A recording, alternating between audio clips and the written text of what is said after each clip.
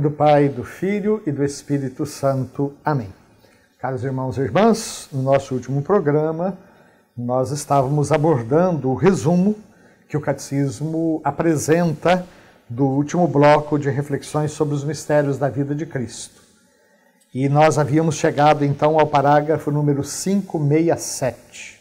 O reino dos céus foi inaugurado na terra por Cristo. Manifesta-se lucidamente aos homens na palavra, nas obras e na presença de Cristo. A Igreja é a semente e o começo deste reino. Suas chaves são confiadas a Pedro. Aqui nós temos um comentário de várias reflexões que a Lumen Gentium, a Constituição Dogmática sobre a Igreja do Concílio Vaticano II, nos apresenta. O concílio é claro ao dizer que a Igreja não é equivalente ao reino de Deus. O reino de Deus ele é maior do que a Igreja. Existem sementes do reino em várias outras religiões, culturas, povos que nem sequer ouviram falar da Bíblia ou de Jesus. Mas o Espírito que sopra onde quer também vai semeando ali valores, de modo que quando o Evangelho é anunciado a essas culturas, ele já encontra ali um terreno fértil, porque o Espírito Santo foi antes. Agora, realmente é parte da fé da Igreja que o reino dos céus se manifesta claramente a nós, na palavra, nas obras e na presença de Cristo. Nesse sentido, a Igreja é semente e começo do reino, mas ele ainda virá na sua plenitude.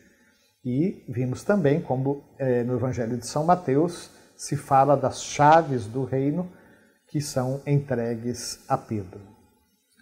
No parágrafo 568, nós temos uma reflexão sobre a transfiguração de Cristo.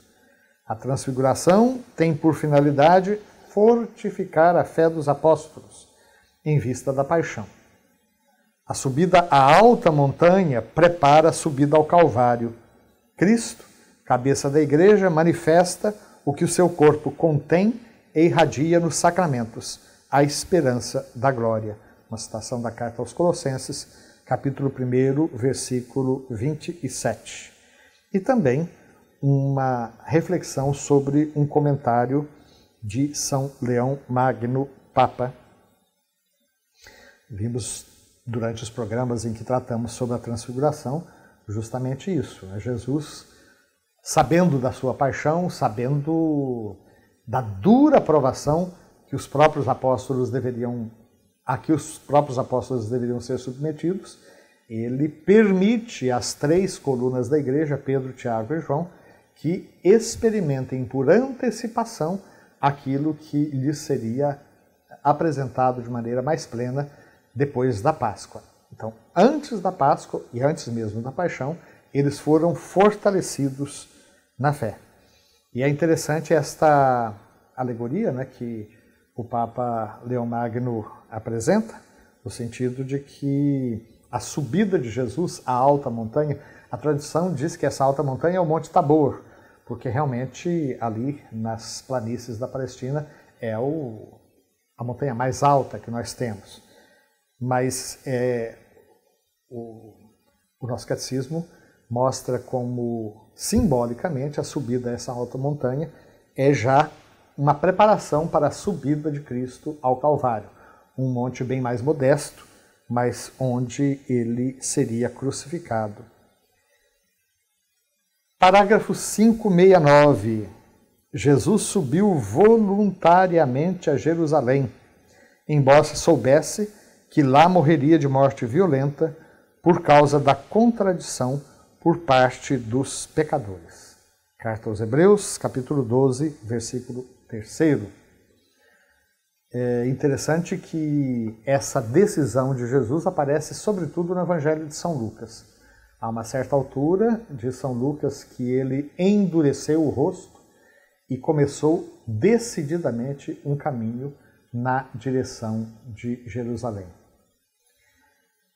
Jesus vai, então, voluntariamente, ele não fugiu da cruz, mas ele a levou a pleno cumprimento, apesar dos confrontos que ele sabia que deveria ainda enfrentar com os seus opositores. Finalmente, o parágrafo 570. A entrada de Jesus em Jerusalém manifesta a vinda do reino que o rei Messias, acolhido em sua cidade pelas crianças e pelos humildes de coração, vai realizar por meio da Páscoa, de sua morte e ressurreição. Vejam aqui uma alusão a um programa também que nós fizemos, dos últimos, né? Sobre o Domingo de Ramos. Jesus que entra de maneira triunfal na Cidade Santa, mas ele não entra montado num cavalo, montaria dos nobres, ele entra montado num jumentinho. E ele é saudado justamente pelas crianças e pelo povo simples, não pelas autoridades, o povo simples que estendia os seus mantos pelo caminho e com palmas e ramos de oliveira o aclamavam: Hosana, Hosana ao filho de Davi, bendito que vem em nome do Senhor. De fato, a entrada de Jesus em Jerusalém, montado no jumentinho, é mais uma das demonstrações que o messianismo que Jesus veio trazer era completamente diferente. Isso fica muito claro, por exemplo, na última ceia, quando Jesus, sendo mestre e Senhor, ele se dobra para lavar os pés dos apóstolos. Inclusive sob protesto de São Pedro, que não queria de jeito nenhum permitir que Jesus lavasse os seus pés. Sabia muito bem, Pedro, o quanto isso era comprometedor, porque afinal de contas Jesus lavou os pés inclusive de Judas. E permitir que Jesus lave os meus pés significa estar disposto a lavar os pés dos meus próprios traidores. Mas Jesus não permite a recusa de Pedro e diz: se eu não te lavar os pés, não terás parte comigo. Pedro então cede e diz: então não lava só os pés, mas lava também as mãos e a cabeça, né? Mas o importante não era a quantidade de água, o importante era o significado desse simbolismo. Mais uma vez, o rei Messias, que veio ao mundo, ele não veio como um dominador, mas ele veio como um servidor que se abaixa e que lava os pés dos seus.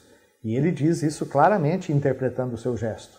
Vós me chamais de mestre e senhor e fazeis bem, porque eu sou. Pois bem, eu que sou vosso mestre e senhor, lavei os vossos pés, por isso também vós deveis lavar os pés uns dos outros. Eu sinceramente confesso que para mim uma das passagens mais tocantes, significativas, que me fazem lembrar do meu querido e saudoso Dom Luciano Mendes de Almeida, que dizia que a estola que o padre usa na celebração, e que muita gente fala que é o sinal do poder sacerdotal, né? Dom Luciano dizia que deveria nos lembrar, antes, a toalha com a qual Cristo enxugou os pés dos seus apóstolos. Ou seja, a nossa estola, que sem dúvida é símbolo do nosso sacerdócio, ela deveria também ser uma recordação permanente do espírito de serviço ao qual Jesus se dedicou durante toda a sua vida. Outra vez foi quando os apóstolos começaram a discutir qual seria o maior entre eles. E é curioso que numa das passagens é a mãe dos dois filhos de Zebedeu que chegam para Jesus e perguntam: escuta, dá para o senhor conseguir uma vaga aí de primeiro-ministro, ministro da economia, quando o senhor vier no seu reino, né? E Jesus diz: vocês não estão sabendo o que vocês estão pedindo. Vocês são capazes de receber o batismo que devo receber e beber o cálice que eu devo beber. Então, é realmente um reinado completamente diferente, não um reinado de imposição, que vem pela força, mas pela proposição e, sobretudo, que pretende convencer pelo amor. Vamos pedir então à nossa Mamãe do Céu, a estrela da evangelização, que nos abençoe nessa caminhada e que do jeito dela saibamos dizer sempre sim a Deus. Amém.